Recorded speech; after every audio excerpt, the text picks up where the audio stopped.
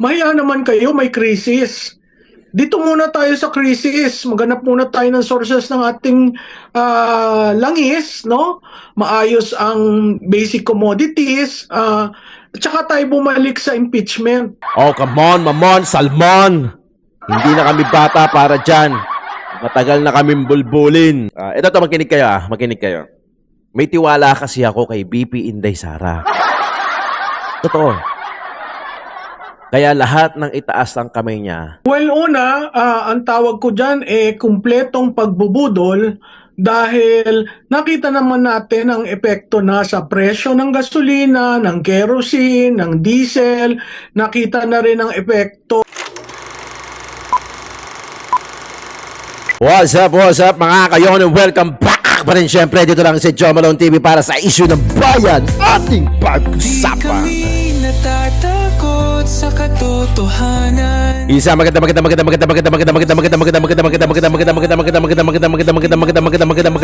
umaga!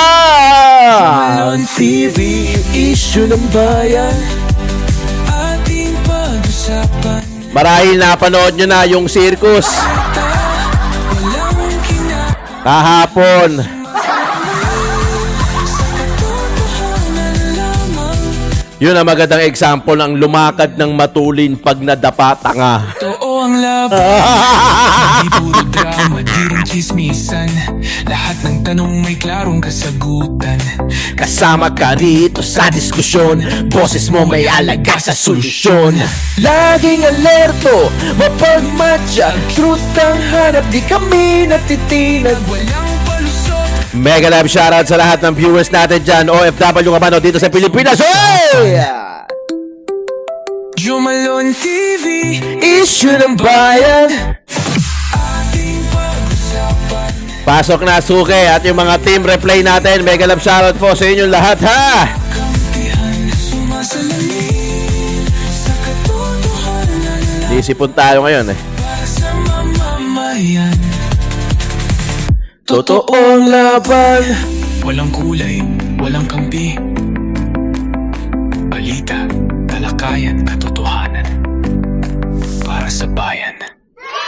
Alright, mega love shoutout sa lahat ng viewers natin. Maraming salamat po sa pagtangkilik at pag-tune in dito kay Tunying. Joke lang. Kay Joe Malone TV para sa issue ng bayan natin.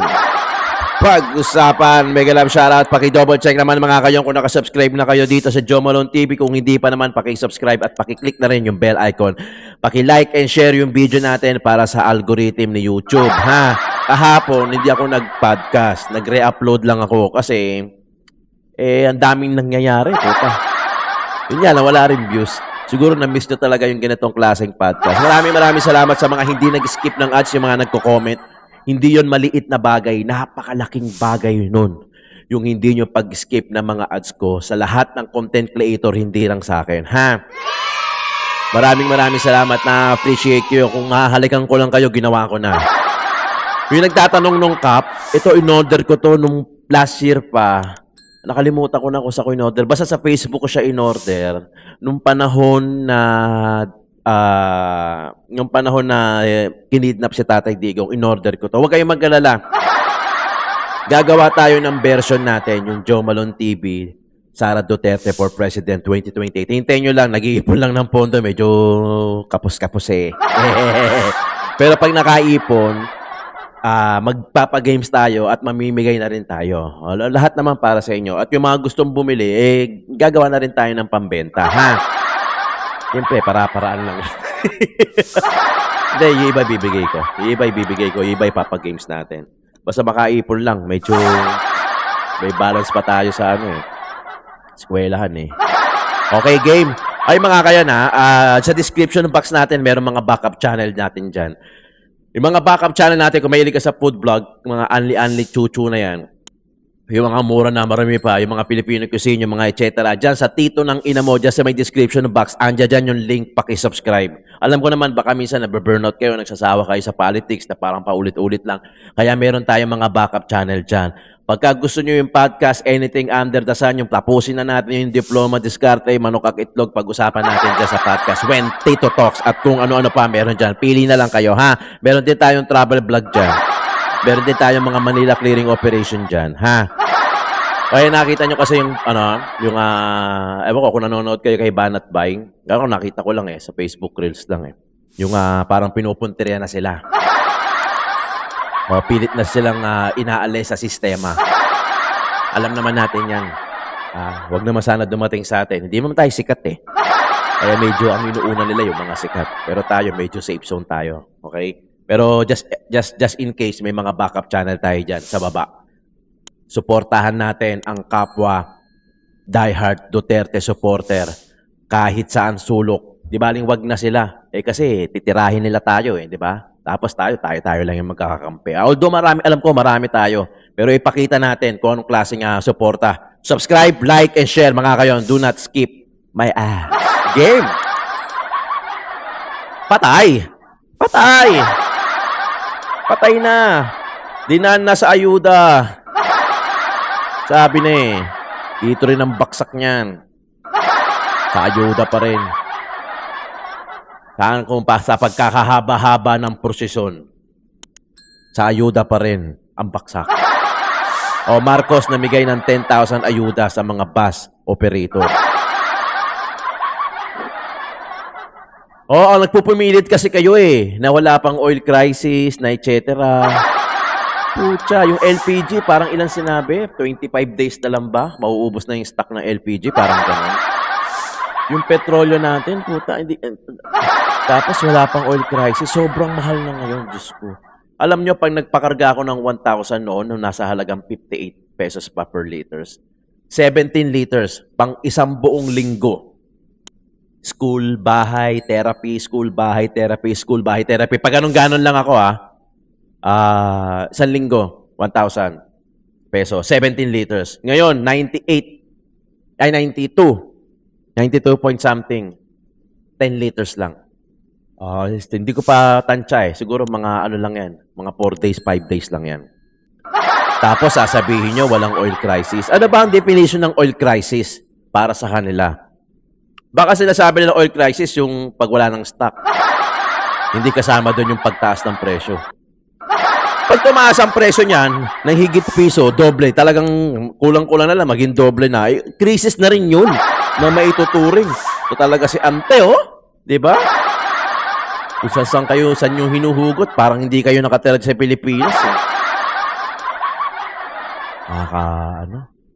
Maging tapat sa boto sa impeachment ni Sara Duterte. Woo! Sa kinabukasan ng bansa nakasalalay. Ayan na naman! Dinamit na naman ng bansa, favorite words nila, bansa, taong bayan, mamamayan, Pilipino, etc. Come on, mamon, salmon! Hindi na kami bata para dyan. Matagal na kaming bulbulin. Alam mo kung ano yung nakakainis na nakakatawa? They keep on posting like that. Yung para bang wala tayong alam, na para pa tayong hindi gising, na para ba tayong hindi natin alam kung ano yung mga kaganapan, na parang isinilang tayo kahapon, na parang bata tayo na pagbinigyan ng lollipop, sasama na agad. Patuloy pa rin nilang ginagawa yung ganung taktika. Na alam naman nila na taang Pilipino ay gising na gising na. Yung iba dyan, idle lang Yung iba dyan, satel lang. Yung iba dyan, tatahi-tahimik lang yan. Pero pagdating ng botohan, susulong bigla yan. Alam nila kung sino iboboto nila. Diba? Magdalawang upload tayo ngayon. Mag-upload din ako mamayang 3:00. Kasi pabakasyon na yung mga bata So medyo mas marami na yung nasa bahay ko na hindi ako naghahatid. So ang gawin natin, dito nga ako harap.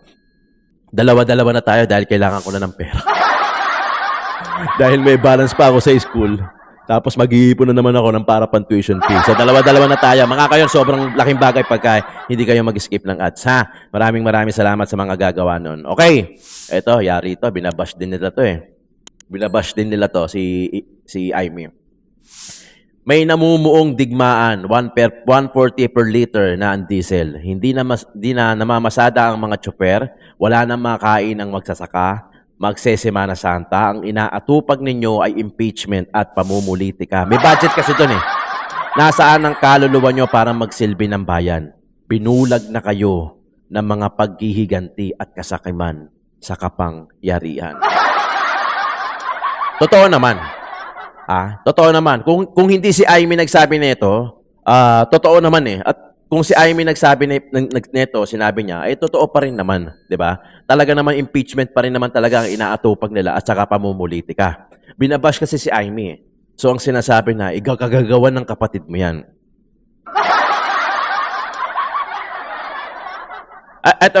Ito, binoto ko kasi to eh. Alam niya yan, binoto ko si Amy. Kasi, alam niyo ganito eh. Ito, makinig kayo. May tiwala kasi ako kay BP Inday Sara. Totoo. Kaya lahat ng itaas ang kamay niya, pagkakatiwalaan ko rin. Diba? Tinaas niya yung kamay ni Amy. Tinulungan niya ang mga kampanya. Kasi ang hirap nung ganito eh. Marami kasi nagbabash na kapwa ko political vlogger kay Senator Amy. Ganito. Kasi ang tiwala, ibinibigay yan buo 100%. You cannot just give 50% of your trust sa tao. O kaya, mahal mo si BP Inday Sara. Mahal natin si BP Inday Sara. 100%. Hindi pa pwede yung, hindi, 80 lang ibibigay ko dito kasi tropa niya si Senator Amy eh. Kaya hindi ko gusto. Kaya 80% lang yung trust na ibibigay ko sa'yo. May mali sa point na yun eh. If you cannot give 100% of your trust, then wag mo na ibigay. Wag ka na magbigay ng ilang porsyento. Marami nagbabash kay Senator Amy dahil sinabi niya to at sinasabi nila, ginawa mo ng kapatid yan eh. Marcos ka kasi. 'Di ba? Ang problema, may tiwala si BP Inday Sara dyan eh. May tiwala tayo kay BP Inday Sara. Mahal natin si BP Inday Sara. I cannot give just 50%, 80%, 90% na yung pagmamahal at saka yung tiwala ko kay BP Inday. Kasi pag nilaban na natin to eh. Kung magtitiwala ka kay BP Inday Sara, ibigay mo na yung 100. Huwag ka nang tumawad. Hindi yan bargain. Ngayon, tinaas ni BP Inday Sara yung kamay ni Bongbong. Pinagkatiwalaan natin. Kaya yung boto nila, hindi nagkakalayo. Di ba? 31M, 32M. Hindi malayo. Di ba? Kasi nagtiwala tayo. Ngayon, nagkamali si BP Inday Sara. Okay lang din eh. Kasi lahat naman nagkakamali. At lahat natututo. Lahat nagkakamali at lahat ng pagkakamali na yon, pwede mo maging experience, pwede mo maging learning hanggang sa matuto tayo. Hindi lang si BP Inday Sara yung nagkakamali. Lahat tayo walang ligtas. At magtitiwala pa rin ako kay VP Inday Sara, 100%. Itaas man niya yung kamay nitong Senator Amy ulit sa 2028. Iboboto ko ulit silang dalawa. Di ba? Alam ko, galit kayo sa mga Marcoses. Galit kayo kay Bongbong. Pero tapos mahal nyo si VP Inday Sara. May tiwala kayo kay VP Inday Sara. Pero pag tinaas ni Senator pag tinaas ni VP Inday Sara yung kamay ni Senator Amy, nababawasan na yung trust ninyo. Ano yun? Walang pinagkaiba yan sa pagmamahal nyo sa mga asawa nyo. Payag ba kayo, mamahalin nyo yung asawa nyo 80% lang kasi may duda kayo. Kasi yung kapatid niyan, hindi ka pinili. Yung kapatid niyan, kapatid ng asawa mo, hindi ka gusto noon. Common sense lang. Di ba? Common sense lang. Kung mahal nyo si BP Inday Sara at nagtitiwala kayo, ibigay nyo yung 100% kahit sino pang kamay ang itaas niya. Kung hindi nyo kayang ibigay, wag nyo na lang din. Wag na lang din tayong magmahal at wag na lang din tayong sumuporta kung tatawad lang kayo ng ilang porsyento. Akin yun Akin yun. Yun yung pananaw ko. Yun yung pananaw ko. Hindi syempre kayo, bahala kayo. Di ba? Pero sa akin, ganun eh. Di ba? I'm sure marami rin magagalit sa akin yan. Marami rin kasi hindi rito eh. Kay Amy. Kasi Marcos eh. Di ba? Okay. Alam naman natin, gamit niya ang apelido eh. Pagka gagamitan niya yung middle initial, hindi din eh. Romualdez eh. Di ba? Not unless talaga, magpapalit talaga ng apelido yan. Pero imagine niyo itong sinabi ni Amy na to. Kung hindi si Amy nagsabi niyan, maniniwala kayo, di ba? Sa akin lang yan mga kayo na. Wala tayong samahan. Kilala nyo naman ako, real talkan tayo rito eh. Mabawasan man yung subscriber ko, ayaw nyo man sa akin. Wala namang problema eh. Basta ako, totoo ako. Ayoko yung parang rubbing elbows na tayo na sugar coating tayo. Hindi. Ayoko kasi yung Duterte lang tayo eh. Gusto ko may matututunan tayo rito eh. Ayoko yung hindi, Duterte tayo, nakalabate, lahat ng pagbumurahin natin. Di ba? Hindi pa pwede yung ganun. Hindi pa pwede Again, laging ganun, di ba? Panoorin natin, malutik yan. mabalik tayo dun sa nangyari sa atin nung pandemya. Nung pandemya, worst case scenario kaagad, lockdown. Kasi may prinoprotektahan ang estado, kaya immediately nag-lockdown. Ito, para mo sabihin na walang krisis, normal lang lahat, hindi normal ang pagtaas ng presyo ng gasolina, hindi Lalo na kung halos magdodoble pa. normal ang mahabang linya ng sasakyan sa gasolinahan. Hindi normal ang isang manufacturer ng isang sardinas na brand magsabing may problema na sila sa logistics supply nila. Yes. Ano yung ganito eh? Ako natatawa nga ako eh. Nung tumaas yung gasolina, every time na magpapagasolina ako, ang haba ng pila. Pinagtsatsagaan ko, pipila rin ako. Samantalang nung hindi mataas yung gasolina, wala. Pag pumunta ako doon, diretso gas, walang pila. 'Di ba? Pag tumaas ang gasolina, lahat affected eh. Lahat ng gumagamit ng sasakyan eh. Yung mga chopper, yung mga bumibili ng mga namamalengke kasi syempre logistics sasakayan eh. 'Di ba gagamit ng sasakayan, magko-commute yan, mamimili yan, syempre tataas yung pamasahe, tataas yung kuryente, lahat damay tapos sasabihin nyo walang oil crisis. Kung naiintindihan nung undersecretary na yon ang logistic supply, makikita mo ang impact nitong mga risk leading to a crisis that I hope will not happen in our country kasi walang plano o programa na para to mitigate the crisis, the risk that is coming out. Prof, maraming salamat po sa inyong pagkakataon. Prof, sinabi po ni Phalas Press Officer Claire Castro na wala pa raw pong krisis ngayon sa langis sa kabila po ng mga giyera sa gitnang silangan. Ano pong masasabi niyo dito, Prof, sa larangan po ng communications? Well, una, ang tawag ko dyan kumpletong pagbubudol dahil nakita naman natin ang epekto na sa presyo ng gasolina, ng kerosene, ng diesel. Nakita na rin ang epekto sa pamilihang bayan. Makikita mo ang presyo ng basic commodities tumataas at sunod-sunod na rin yung pagtaas ng utilities, 'di ba? May mga sinasabing magtataas by April at yung naririnig nating informasyon na ang ating security supply ay para na lamang sa 38 days, hindi ko maintindihan kung ano ang definition niya ng crisis. Prof, pero di ba po bilang ikaw po ay tagapagsalita ng pamahalaan, di ba dapat alam mo po yung mga bagay na may kaugnayan sa crisis management? Yes. Dahil ikaw po ang tulay eh. Kayo po ang tulay sa pagitan po ng pamahalaan at ng mga taong pinamamahalaan ng Estado. Correct. Tama ka dun, MJ, no? Ang role sa crisis, dapat malinaw ang communication lines. Siguro ang sinasabi niyang wala pang crisis kasi hindi pa natin May stock pa. directly siguro yung worst case scenario. Pero ang crisis nagsisimula yan sa risk.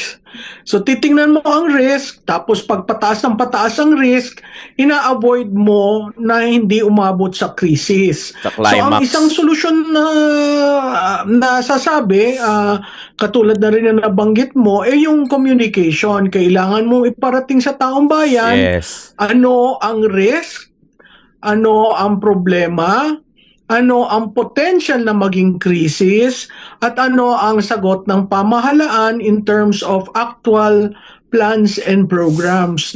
Nakita na natin, MJ, yan doon sa repatriation ng ating mga OFW. Kung walang crisis, hindi mo i-repatriate, no? Kung walang crisis, hindi siguro ang UN Secretary General Antonio Guterres ang magsasabi na put down all this and go all this war that you are creating and go back to the negotiating table because it is already alarming and it could reach potentials that are very harmful to all the countries in the world. Kasi lahat yan may direkto.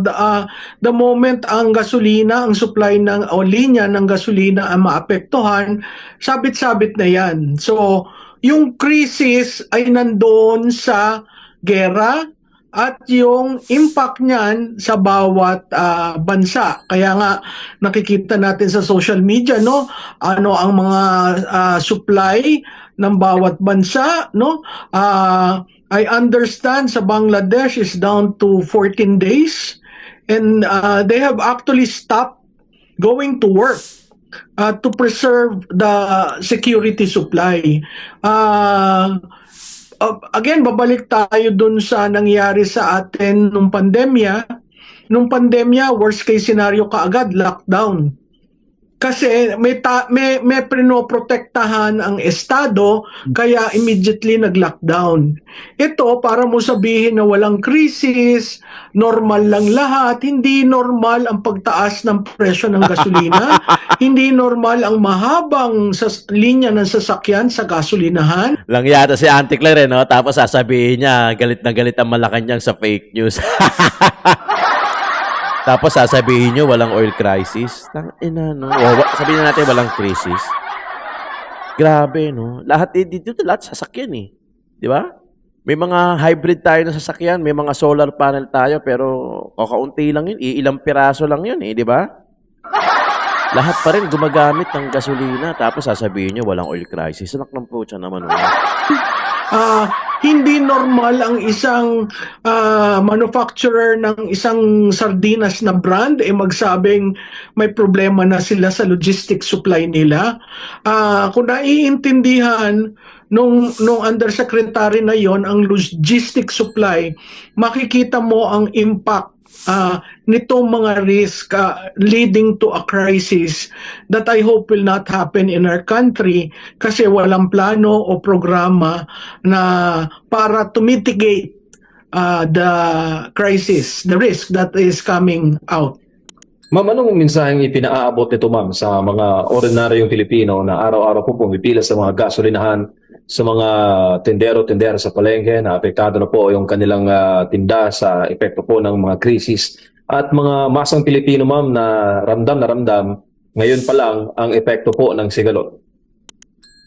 Siguro, MJ, dalawang uri ng pananaw, dalawang uri ng Pilipinas, isang Pilipinas na nabubuhay sa katotohanan at realidad, at isang Pilipinas na budol lang na kung ano sabihin ng gobyerno, depensa lamang sa mga Nangyayari.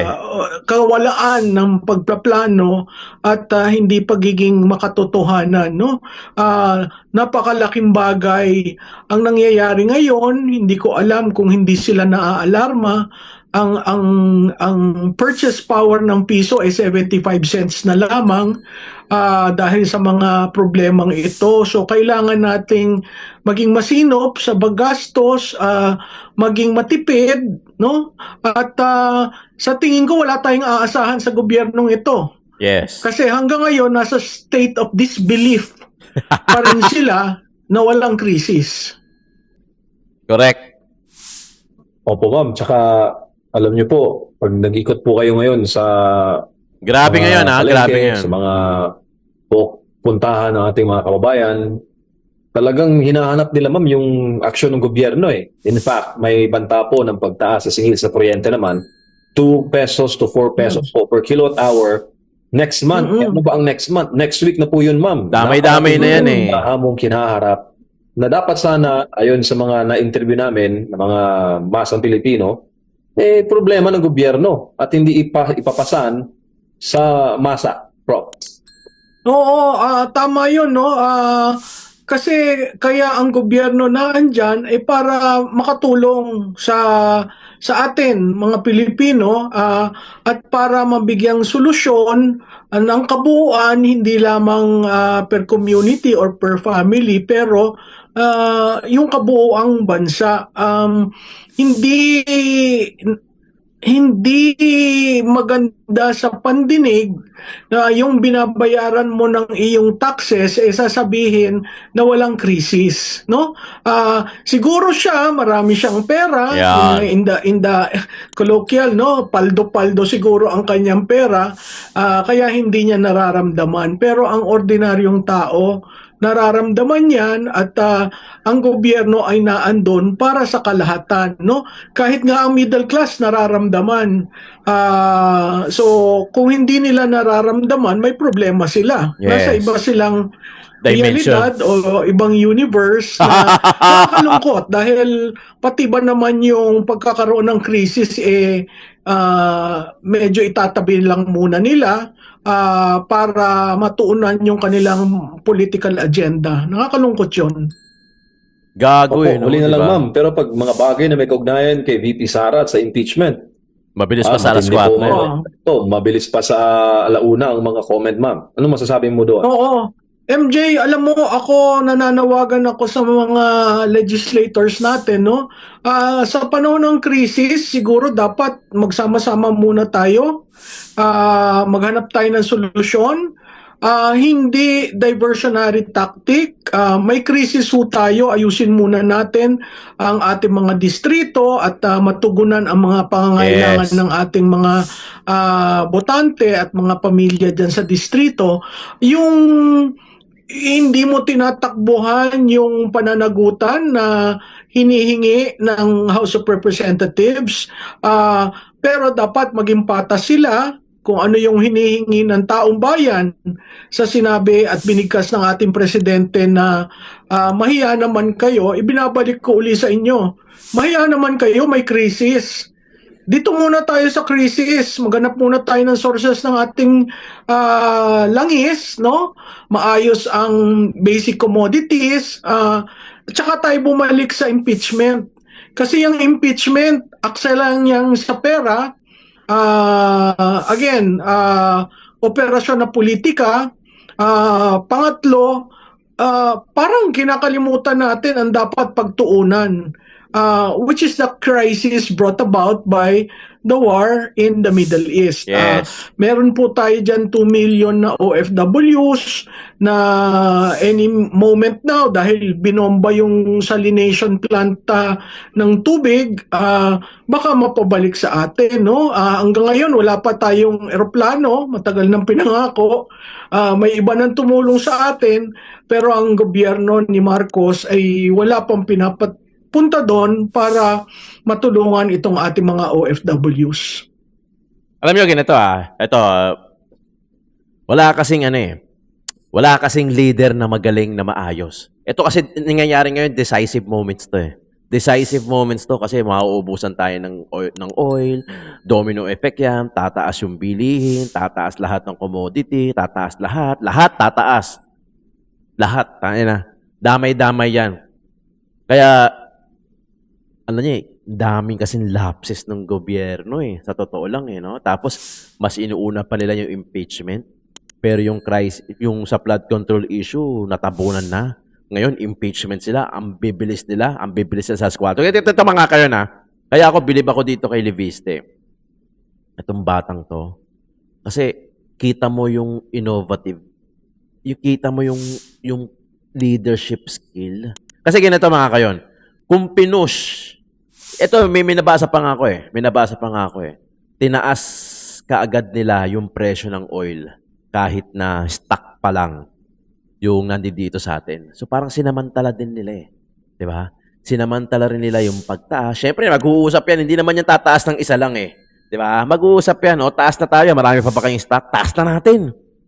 'Di ba? Stock pa lang nila yan old stock pa lang nila yon, taas na natin. 'Di ba? Samantalahin na natin. Kikita tayo diyan, doble, triple. Kumikita na sila sa dating presyo, tinaas pa nila lang ngayon na halos doble. So kikita pa rin. Old stock pa lang ata nila 'yon. 'Di ba? Tapos hindi nila masyadong inintroduce yung mga solar. Ang nakaka-afford lang ng mga solar panel, yung mga mayayaman, yung mga middle class, yung mga pababa sa middle class, hindi maka-afford, kaya nakadepende tayo sa kuryente. Ngayon, tataas yung kuryente, no choice yan, pahirap yan sa sambayan ng Pilipino. Lahat gagamit ng gumagamit ako ng kuryente. Kaya naiisipan ko rin yung magpa-solar Kasi investment yun eh. Di ba? Kahit na TV electric pan lang o kaya rep lang. Ito lahat to eh. O, ilan nakasaksak sa akin? Laptop ko, extra monitor ko, camera ko, ilaw ko, mikropono ko, yung electric pan ko dito. Lahat yan nakasaksak. Tataas ang kuryente. Damay-damay. So, ang nangyari kasi, walang backup yung gobyerno eh. Kasi lahat, parang come what may. Ano meron? Come what may. Sige, bahala na si Batman. Walang nakaisip nung ano eh. Walang nakaisip nung advance. Alam mo yun? Na, paano pag ganito? Paano pagka nawalan tayo ng kuryente? Paano pagka tumaas yung ano? Walang nakaisip nung ganun. Lahat puro yung come what may. Ito lang yung tingin. Ang tingin lang nandito lang. Wala yung ang tingin nasa future. Wala. Kaya lagi tayong kulela. Di ba mga kayon? Education lang eh. Pucha, sa ibang bansa. Ito to, magko-comment yung mga OFW ko rito. Kasi sa ibang bansa, alam nyo naman kung gaano kayo ka-advance dyan. Sa Singapore nga, wala kang makikitang pulis na naglalakad eh. I mean, walang pulis na gaya rito na kung saan mo makakasalubong. Di ba? O, sa Singapore, walang mga gasolinahan na punta ka dito, may gasolinahan. Tapos, konting andar mo, may gasolinahan. O, nakapunta ako ng Singapore, wala ako nakakita ng gasolinahan. Meron silang isang lugar na pinupuntahan na doon sila nagpapagasolina. Kasi pinoprotektahan nila yung air siguro, yung pollution. Di ba? Ganun ka-advance eh. O, ngayon, ang pinagkukunan siguro natin ng oil, wala siguro tayong backup, kaya nakikipag-usap sila sa kung saan-saan.